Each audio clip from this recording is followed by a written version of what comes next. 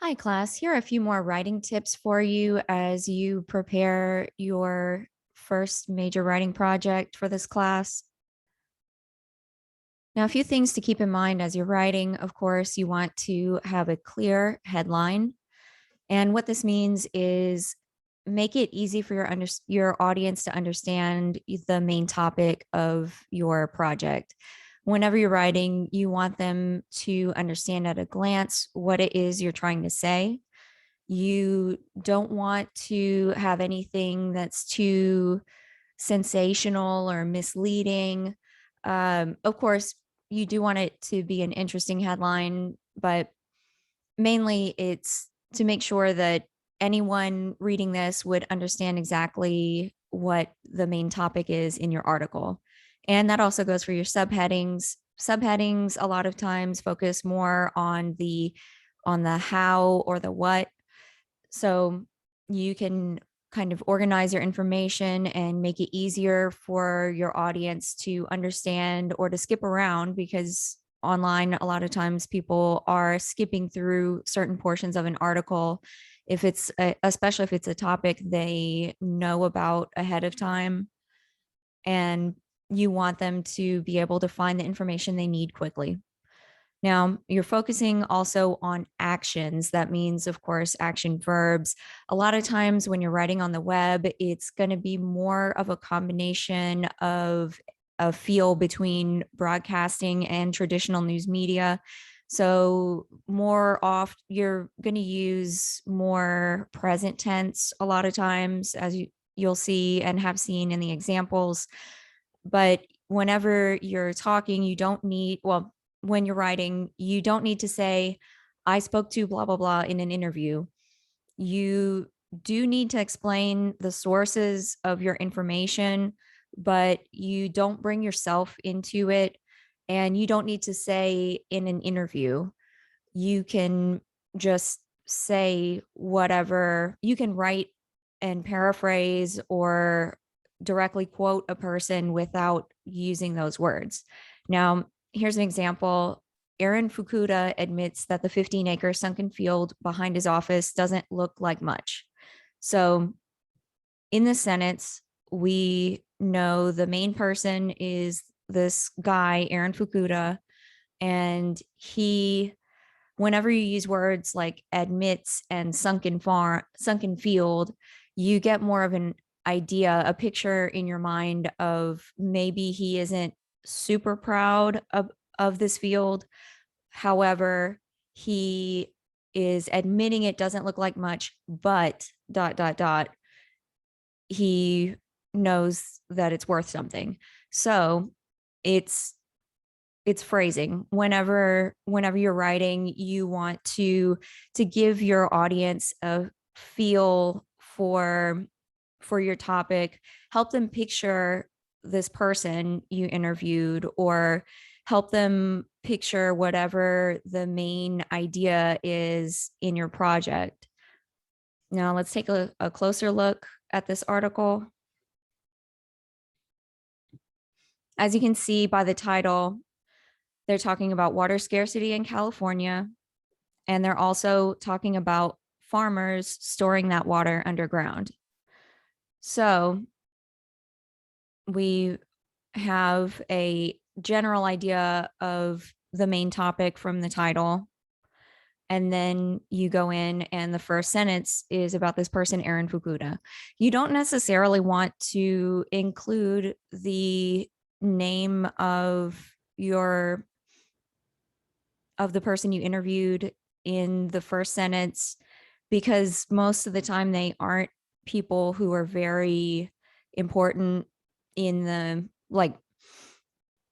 grand scheme of things. Like if it isn't the president or someone who is extremely well known in their area, in their field. But in this case, it does work because they're already kind of introducing the topic with the title by talking about farmers. And also after they introduce Mr. Fukuda, they talk about this sunken field behind his house. So they give us a location of where he is, Tulare Irrigation District in the southern part of California's Central Valley. And along with this lead in, so they lead into a direct quote from Fukuda about the water resources and his position related to water resources. He is the district's general manager. So they're introducing the topic, the location, the person, and also offering a picture to the audience of what's happening. Whenever you read this, you can see in your mind this picture they have at the beginning of their piece. And same thing as they continue, they're talking about, they're using a lot of very action oriented wording and phrasing sentences, and of course are focusing on the California floods as well. So this is a subcategory if we want to know about the winter floods that have happened before in California in relation to water scarcity. So as you can see, they're organizing their topic, giving us very clear subheadings, and offering big picture ideas without having to say, I interviewed this other person, Don Cameron, or I interviewed Fukuda. We get the picture. They spoke to these people and this is what this person said already. So they're paraphrasing some information to lead into more important quotes in the article.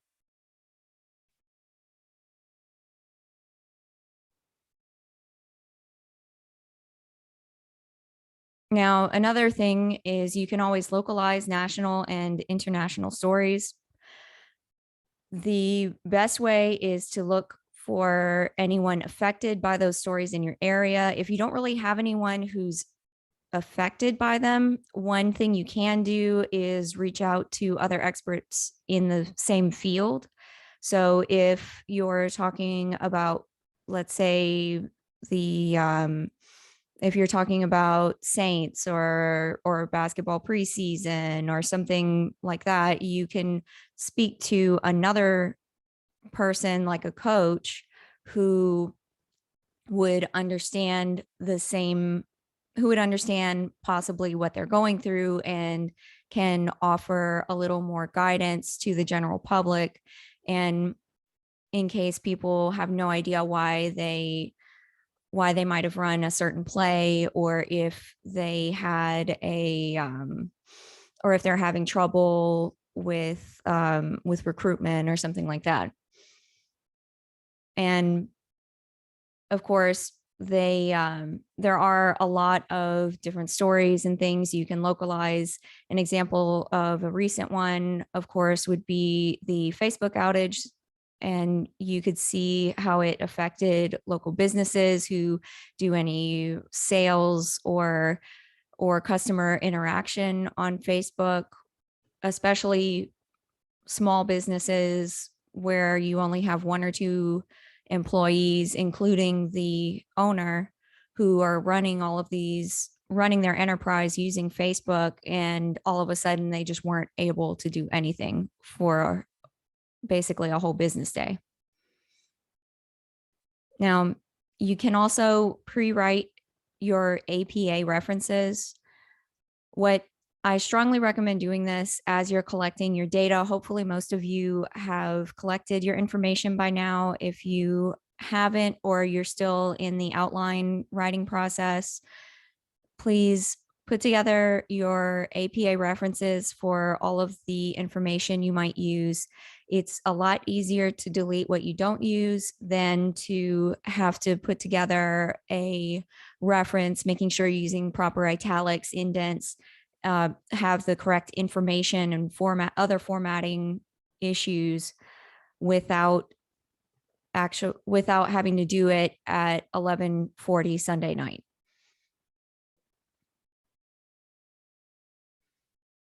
And that leads me to working from an outline. I highly recommend using an outline of some sort to help you organize your information, especially when you start working on writing where research is involved. It can get very confusing very quickly, and you can end up forgetting what it is you're trying to write about. So make a point of writing down what your main idea is. Did your main idea change after you got more information from your interview or from other sources? Did you have to adjust it a little bit? Answer the who, what, when, where, why, and how for your article, and that will help you to focus your writing, focus your energy on writing about one particular topic instead of accidentally writing about 30. Highlight the points of interest for your audience. So whenever maybe there's a particularly crazy why or how involved, maybe you need to explain what it is, like what's involved in your topic. Are you talking about a new medical procedure where you have a bunch of hospital jargon that has to be identified for your audience to help them understand what it is you're trying to say? Whenever you create your outline, you're able to fill in the information with, so you can add in little bullets for specific facts or quotes that are particularly important, and make sure that you're using descriptive phrasing. You want to have something for your audience to understand and to help them build a picture in their mind, not necessarily flowery language like you use when you're writing sonnets in English class, but you want something that they're able to picture, like we saw in the earlier example, where you could picture the field and the guy possibly even kicking some little pieces of dirt as he's saying, it doesn't look like much, but there's a lot here. And of course, you want to include some sort of call to action in your writing. So, how can your audience move this information forward? What can they do with it? Is it a case where they need to call a congressperson if they're concerned about something? Or do they need to, is it about an entertainment industry event where they would want to know the date, time, and location of the event? Make sure you're including that kind of information for your audience so they're able to use it and act upon it. And of course, you want to review, revise, rewrite, and repeat. What this means is after you've started fleshing out your outline and you have more or less have your ideas and you've written a first draft, you need to go back and revise it and check and see if your phrasing makes sense. Did you move something around in one paragraph and now you need to move that paragraph in your writing? Just keep working on it and write everything soon enough so you're able to go back and do those revisions and realize that you forgot to add a period here or a comma there, or you forgot to include someone's name, or you misspelled something, or spell check did something weird in your document and now you have the wrong word somewhere.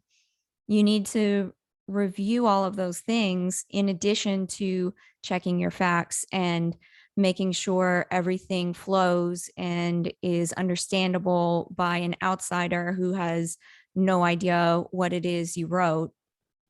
So, another good point is also to make sure you have someone else read it. A lot of times, having a person who doesn't who knows very little or possibly nothing about your topic, they're able to bring that outside perspective and say, oh, hey, this doesn't make sense. What does this acronym mean? What is this other thing happening here? I don't understand why they're in the field all of a sudden. So have other people read it. You can have people who understand your topic read it too. They can also be a great help, especially if they think you didn't write something exactly the right way for an for a person to understand it.